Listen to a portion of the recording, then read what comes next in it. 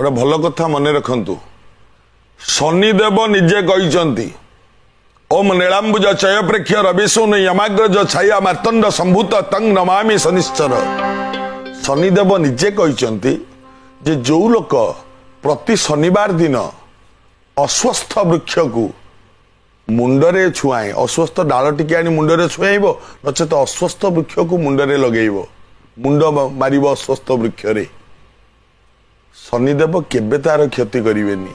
हाँ आउ अस्वस्थ वृक्ष मन रखि था अस्वस्थ वृक्ष मूल जदि जी पाठ पढ़े ता पाठ बहुत मन रहे खाली सेतिकी नुह अस्वस्थ वृक्ष रो बकला आनी ताकू घोरी जदि मुंडरे लगाती ताले मेमोरी पावार बढ़े एवं शनिदेव बहुत कृपा करिथांती। अस्वस्थ गछ को प्रति शनिवार मुंडरे मारिबा बहुत शुभंकर होता है।